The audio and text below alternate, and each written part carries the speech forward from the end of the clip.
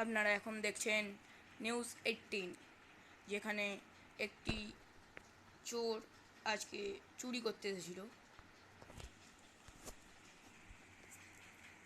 আমি চুরি করতে এসেছিলাম কারণ আমার ঘরে মা বোনরা কিছু খেতে পায় না। আমি তার দয়ায় চুরি করতে এসেছি। আমাকে দয়া করে ক্ষমা করে দেবেন।